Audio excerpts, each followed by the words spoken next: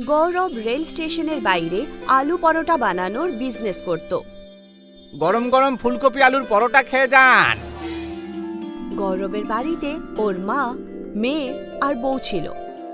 গৌরব সকাল থেকে বিকেল অবধি পরিশ্রম করত, কিন্তু তা সত্ত্বেও নিজের গরিবি দূর করতে পারছিল না। শোনো না, আলু পরোটা বানানোর জন্য না অনেক জিনিসের দরকার পড়ে। তুমি একটা কাজ করো, তুমি সাধারণ পরোটা বানিয়ে বিক্রি করো, যাতে আমাদের খরচা কম হবে আর রোজগারও অনেক বেশি হবে।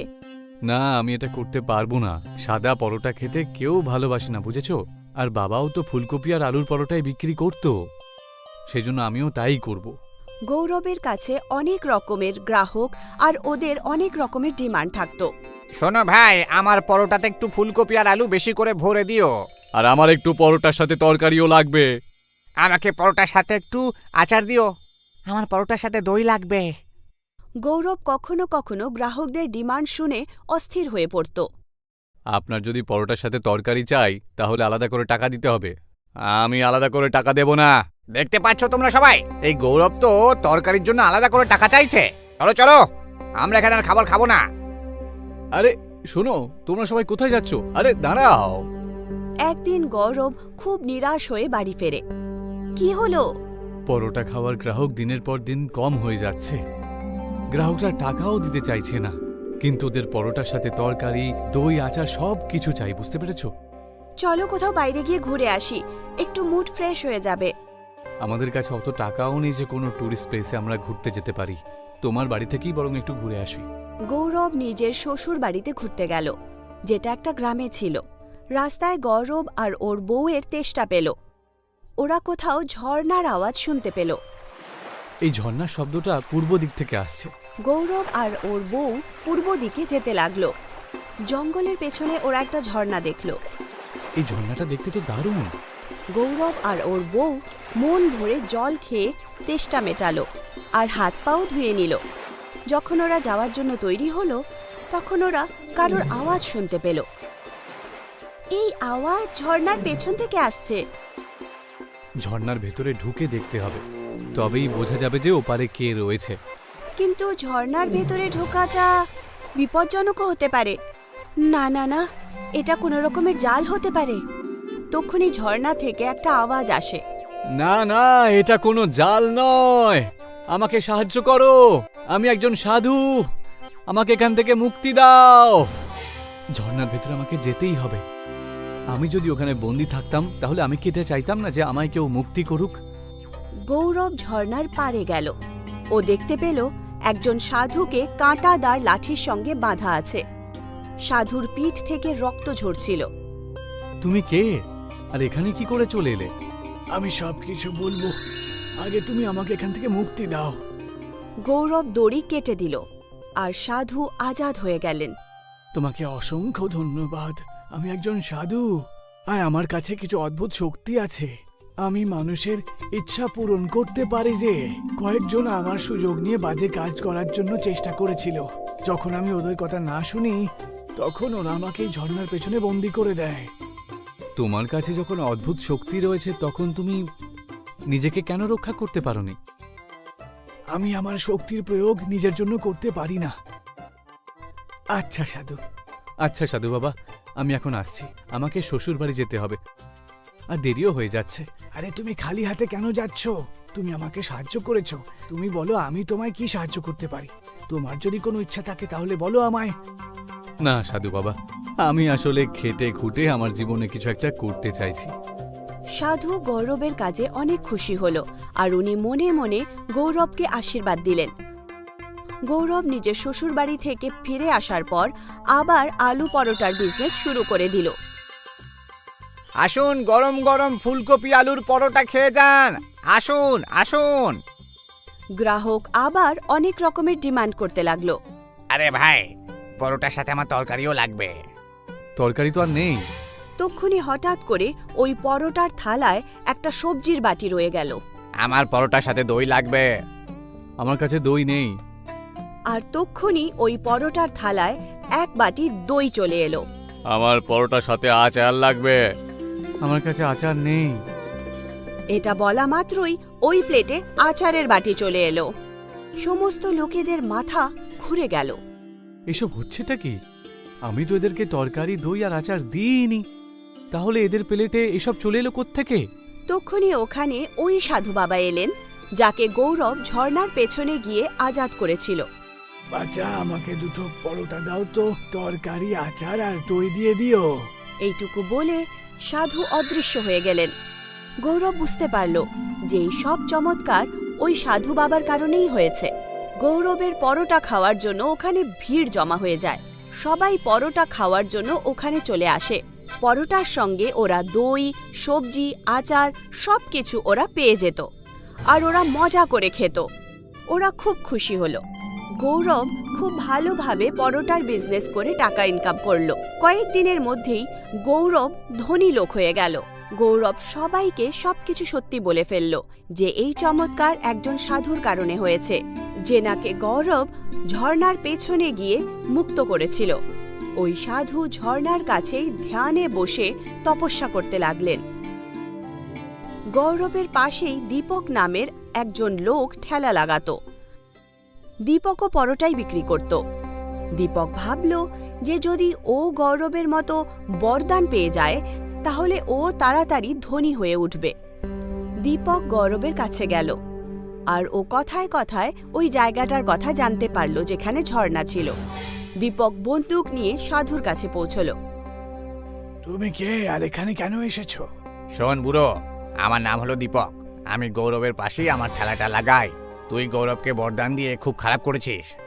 তুমি ভুল ভাবছো। গৌরব একজন ভালো মানুষ আর পরিশ্রমী মানুষ। ও আমার কাছ থেকে কোনো বরদান চায়নি। আমি শুধু ওকে এই বরই দিয়েছি যে ও যেন সারা জীবন সুখে থাকতে পারে। আমার সামনে বেশি ফটর ফটর করিস না তো বুড়ো। চুপচাপ আমাকেও লাখপতি হওয়ার জন্য আশীর্বাদ দে, না হলে বন্দুকের গুলি দিয়ে তোর খুলি উড়িয়ে দেব। এইভাবে আশীর্বাদ প্রাপ্ত করা যায় না।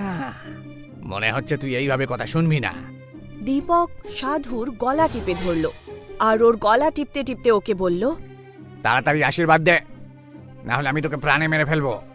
ঠিক আছে, আমি তোকে আশীর্বাদ দিচ্ছি। দীপক ফিরে আসার পর অনেক খুশি হয়ে নিজের ঠেলা লাগালো। দীপক যখন গ্রাহকদের প্লেটে পরোটা দিত তখন প্লেটে পরোটার জায়গায় সাপ চলে আসে। যতবার দীপক প্লেটে পরোটা রাখে প্রত্যেকবার পরিণাম সেটাই হচ্ছিল। লোকেরা দীপকের পরোটা একদম খাওয়া ছেড়ে দিল। এখন সমস্ত গ্রাহক গৌরবের ঠেলাতে গিয়ে খেত, আর গৌরব দেখল যে গ্রাহকদের সংখ্যা অনেক বেড়ে গেছে। তখন গৌরব দুটো চাকর রেখে একটা রেস্টুরেন্ট খুলে ফেলল, আর এইভাবে নিজের পরিশ্রম দিয়ে সততার সঙ্গে নিজের জীবন ভালো করে তুলল। আব্দুল একজন খানসামা ছিল যে সুলতান মিয়ার হোটেলে তন্দুরি বানাতো। ভাই, আমাকে একটা তন্দুর পার্সেল করে দাও।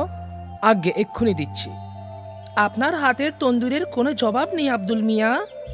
আমি অনেক হোটেলের তন্দুর খেয়েছি, কিন্তু আপনার হাতের তন্দুরের মতো স্বাদ কোথাও পাওয়াই যাবে না।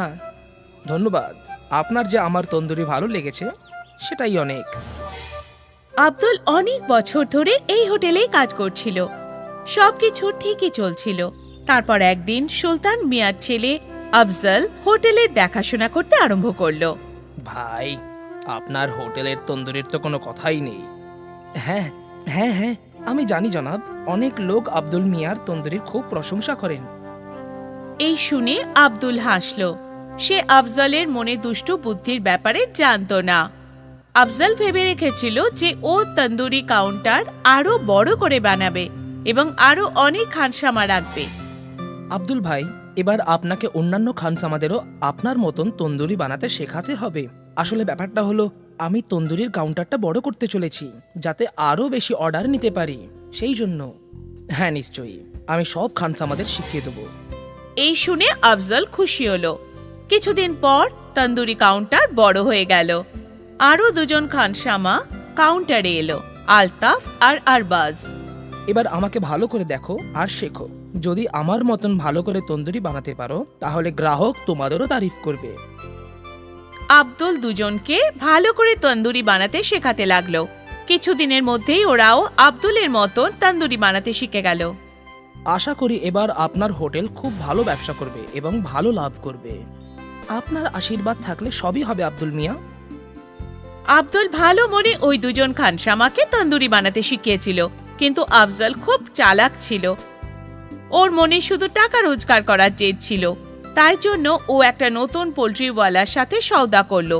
এই পোল্ট্রিওয়ালা আফজলকে সস্তা দামে মরা মুরগি বিক্রি করতে লাগলো, যার জন্য আফজলের লাভ বেড়ে গেল। তন্দুরি কাউন্টার বড় হয়ে যাওয়ার কারণে গ্রাহকও বেড়ে গিয়েছিল। সবকিছু ঠিকঠাক চলছিল, কিন্তু একদিন যখন আব্দুল বেশ রাত পর্যন্ত হোটেলে ছিল, তখন হোটেলের মালিক সুলতান সেখানে এলো। বাবা আফজল, কেমন চলছে হোটেল? খুব ভালো আব্বা। আমি শুনেছি তুই নাকি পোল্ট্রিওয়ালা বদলে দিয়েছিস। হ্যাঁ আব্বা, এই পোল্ট্রিওয়ালা আমাদের কম দামে মুরগি দিচ্ছে। আচ্ছা, কিন্তু কি করে দিচ্ছে? কারণ সেই মুরগিগুলো আগে থেকেই মরা। ইয়া খোদা, এ কি পাপ করছিস বাবা? এটা ভুল। এরকম পাপ করো না। যদি আমাদের তন্দুরি খেয়ে কারোর শরীর খারাপ হয়, তাহলে খোদা আমাদের ক্ষমা করবেন না বাবা। এরকম কিছুই হবে না আব্বা, সব হোটেলওয়ালাই এটাই করে। আমার সব বন্ধুদের হোটেলে এটাই হয়। এখনো কারোর শরীর খারাপ হয়নি, আর আগেও হবে না। আমার কাজ ছিল তোমাকে সাবধান করা, বাকি তোমার ইচ্ছা। এখন এই হোটেল তোমার, আর তুমি এটার মালিক। ভালো হোক বা মন্দ হোক, সেটা তোমার সিদ্ধান্ত, ঠিক আছে? সুলতান সাহেব ওখান থেকে চলে গেলেন। এই পুরো কথাবার্তা আব্দুল শুনে নিয়েছিল। কিছুক্ষণ পরে সেও নিজের বাড়ির দিকে চলে গেল। রাত্রে আব্দুল এই ব্যাপারে চিন্তা করতে লাগলো। আমি এমন জায়গায় কাজ করতে পারবো না যেখানে মানুষের শরীর স্বাস্থ্য নিয়ে খেলা করা হয়। এটা একদম ভুল কাজ। কিন্তু আফজল মিয়া আমার কথা শুনবে না। ভালো এটাই হবে যে আমি এই কাজটা ছেড়ে দিই। আব্দুল ভেবে নিয়েছিল যে ও সুলতান হোটেলে খানসামার কাজ ছেড়ে দেবে। পরের দিন সকালেও হোটেলে গেল। আমি কাল সবকিছু শুনে নিয়েছিলাম। এই কাজ করতে আমার মন আমাকে সায় দিচ্ছে না। আমি এই হোটেল ছেড়ে চলে যাচ্ছি। ভালো কথা।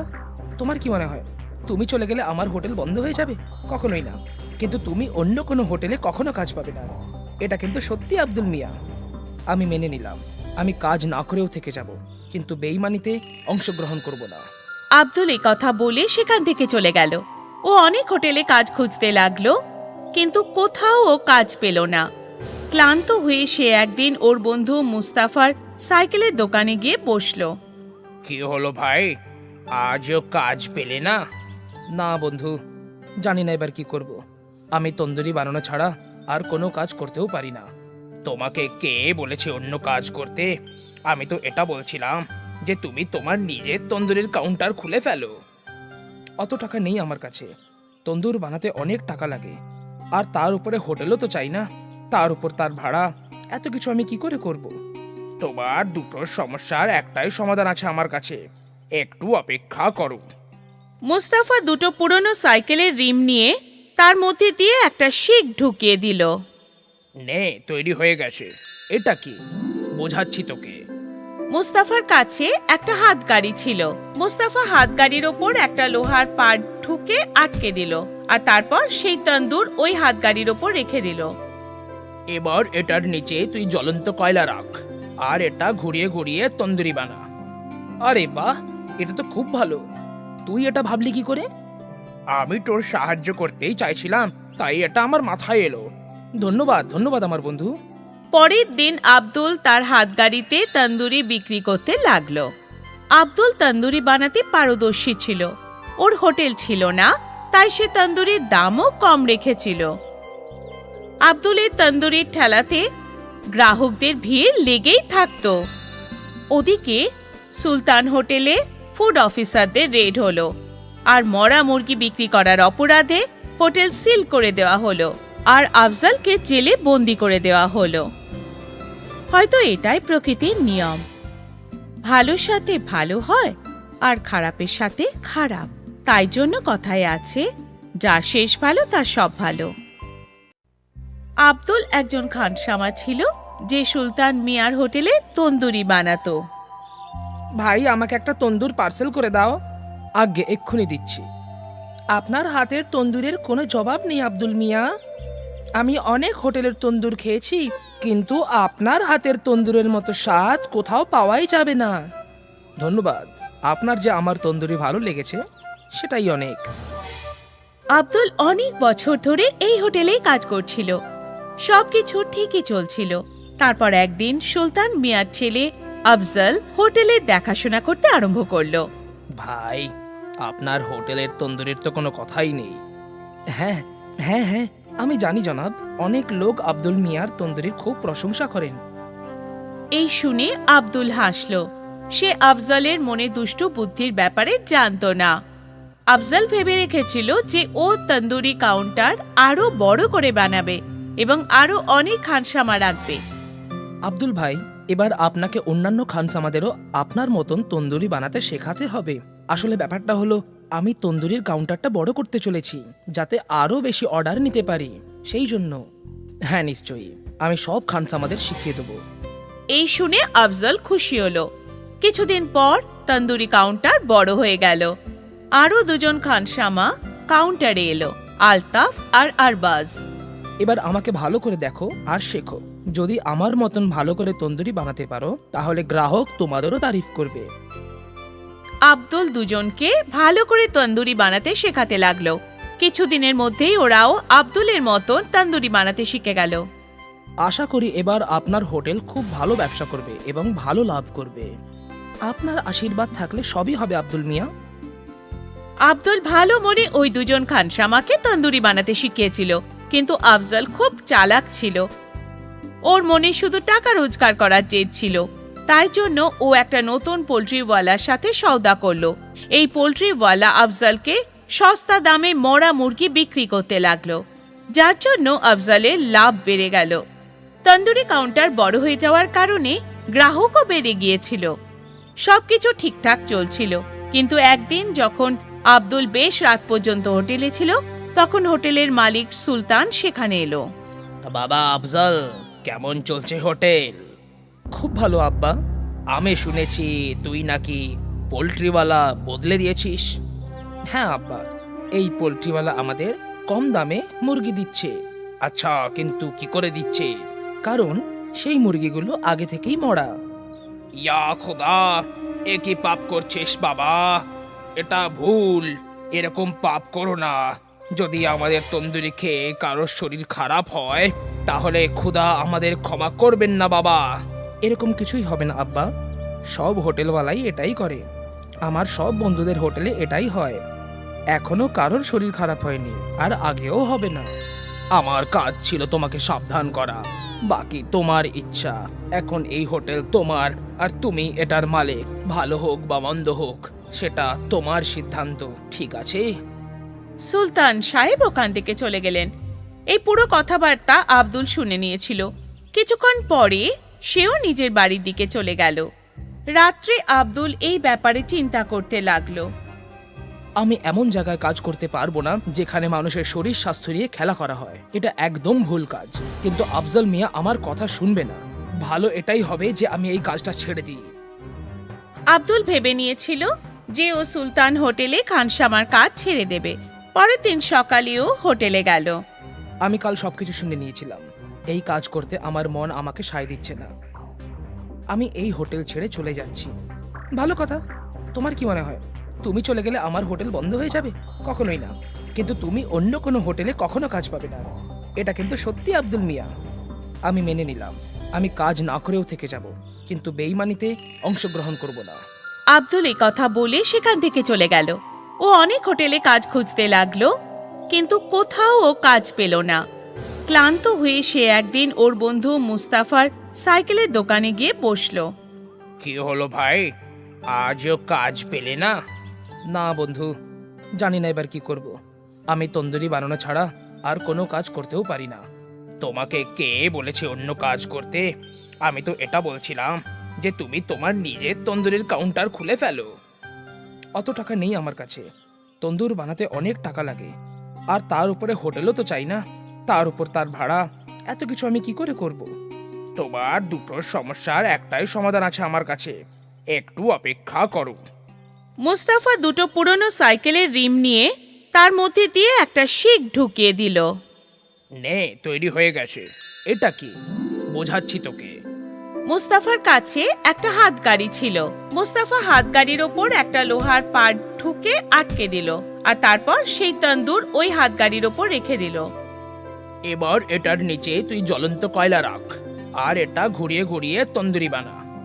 আরে বাহ, এটা তো খুব ভালো। তুই এটা ভাবলি কি করে? আমি তোর সাহায্য করতেই চাইছিলাম, তাই এটা আমার মাথায় এলো। ধন্যবাদ ধন্যবাদ আমার বন্ধু।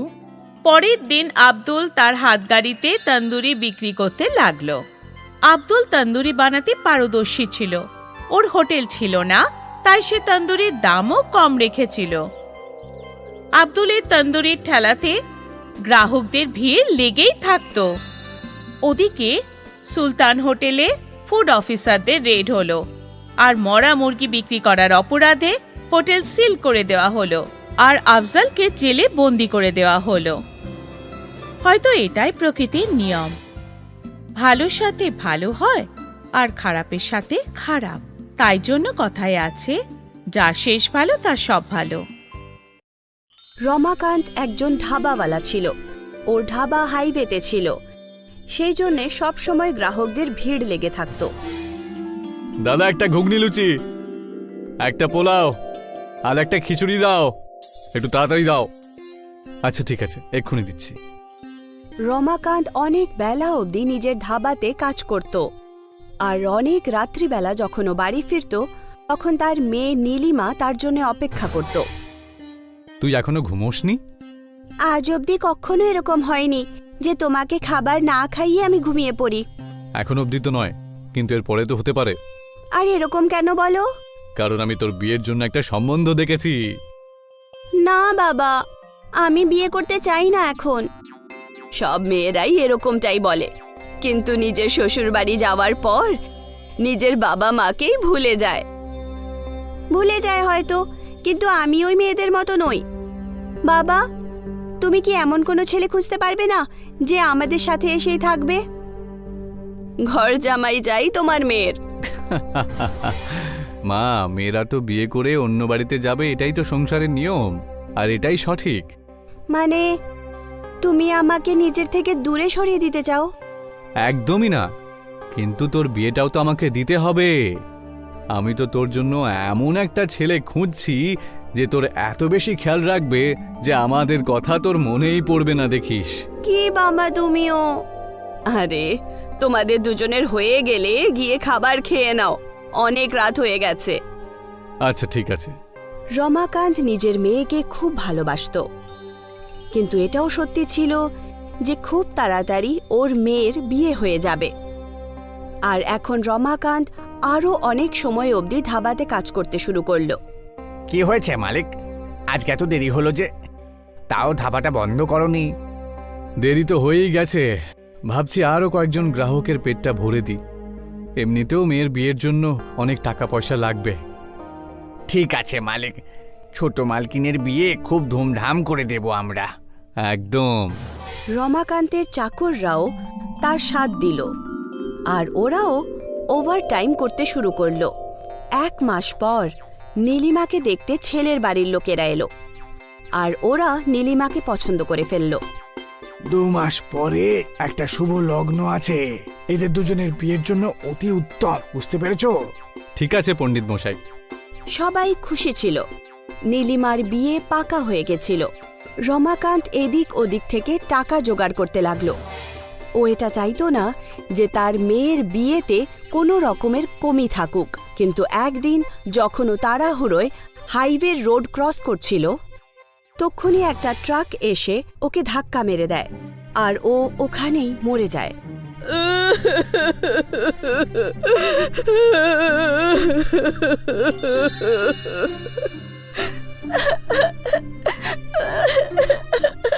বাবা, যেই বাড়িতে বিয়ে হওয়ার কথা ছিল ওই বাড়িতেই বাবার মৃত্যু হয়ে গেল। সরিতা আর নীলিমার জীবন একদম শেষ হয়ে গেল। কিছুদিন পর কিশোর রমাকান্তের বাড়িতে এলেন। বৌদি, রমাকান্ত দাদা আমার কাছ থেকে 2 লক্ষ টাকা ধার নিয়েছিল, বলেছিল যে মেয়ের বিয়ের পরে আমি টাকাটা শোধ দিয়ে দেব, কিন্তু এখন তো সে আর বেঁচে নেই, তাহলে আমার টাকা কে শোধ দেবে? উনি আমাকে এই ব্যাপারে কিছুই বলেননি দাদা। সেসব আমি জানি না। এখন এটা বলো যে আমার টাকা কে শোধ দেবে? আমি ফেরত দেব। আমার বাবার সমস্ত ঋণ আমিই চোকাবো। আপনি ব্যাস আমাকে 6 মাসের সময় দিয়ে দিন। ঠিক আছে মা, আমি 6 মাস পর আবার ফিরে আসব। তখন কিন্তু আমার টাকা চাই, বলে দিলাম। সরিতা নিজের মাথা ধরে কাঁদতে শুরু করলো।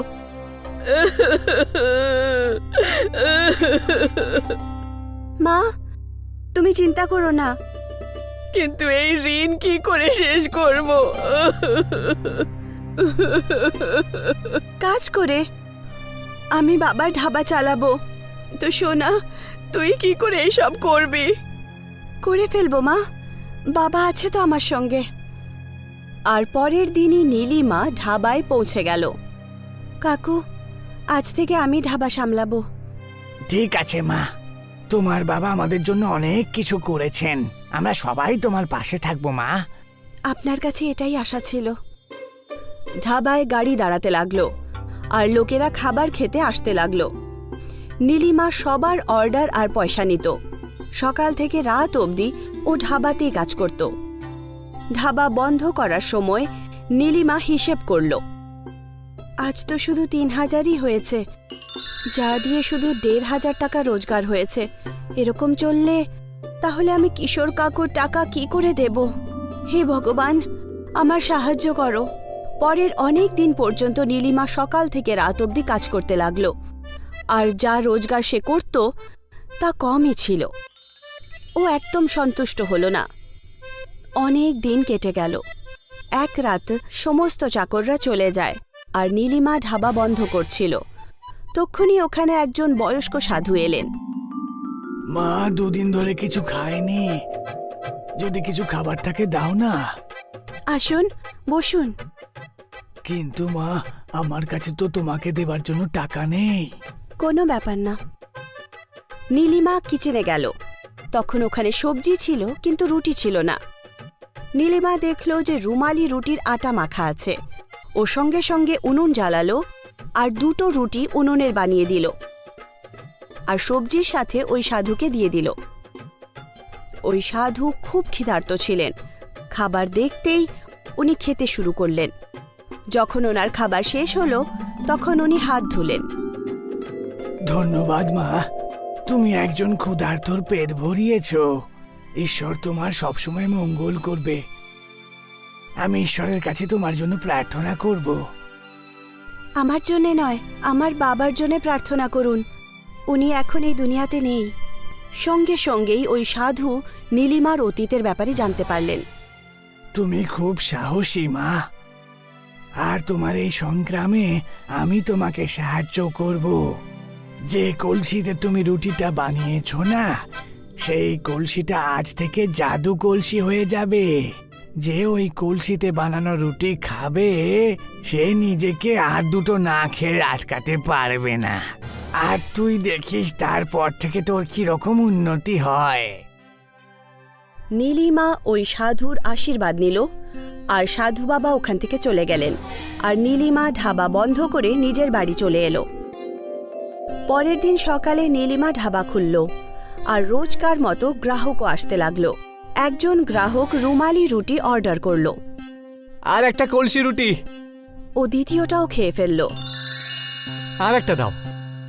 আরে ভাই, তুই এটা নিয়ে 3 নম্বর খাচ্ছিস। আরে কি আর করি বলতো, এত ভালো কলসি রুটি আমি জীবনেও খাইনি। তুই একটা খেয়ে দেখ না। আর তারপর কি ছিল, যেই ওখানে রুমালি রুটি খেত সবাই বারবার অর্ডার করতে লাগলো। উনুনে সারা দিন শুধু রুটিই বানানো হচ্ছিল। রাত্রিবেলা যখন নীলিমা পয়সা গুনল তখনও আশ্চর্য হয়ে গেল। একই দিনে ওর রোজগার 10 গুণ বেড়ে গেছিল। আজকের রোজগার 15,000। ও খুশি খুশি বাড়ি পৌঁছলো আর নিজের মাকে সবকিছু বলল। সোনা, কিন্তু এরকম কি করে হলো? মা, এই সব কিছু হয়েছে সাধু বাবার আশীর্বাদে। ওনার কারণেই ওই উনুন জাদুই উনুন হয়ে গেছে। এখন তাড়াতাড়ি বাবার ঋণ চুকিয়ে দেব। ভগবানের অনেক অনেক ধন্যবাদ। এখন নীলিমা খুশি ছিল। ও আনন্দের সঙ্গে ধাবাতে কাজ করত। 1 মাস পর কিশোরজি নীলিমার ধাবাতে এলেন। মা, তোমার মনে আছে তো 1 মাস হয়ে গেছে কিন্তু। হ্যাঁ কাকু, মনে আছে। নীলিমা ড্রয়ার থেকে 2 লাখ টাকা বার করলো আর কিশোরজিকে দিয়ে দিল। এই নিন আপনার টাকা।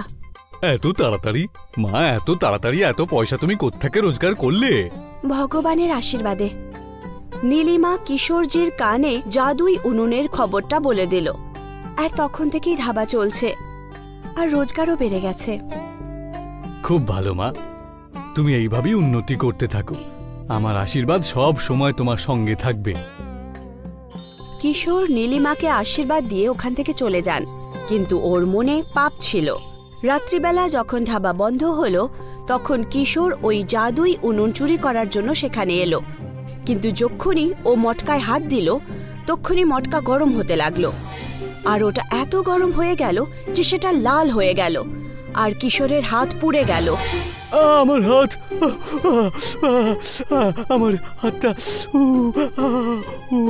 কিশোর নিজের লোভের শাস্তি পেয়ে গেল। ও সেই জাদুই উনুন থেকে মটকাও চুরি করতে পারল না, আর ওর 2টো হাতও পুড়ে গেল। তাই তো বলে, লোভে পাপ, পাপে মৃত্যু।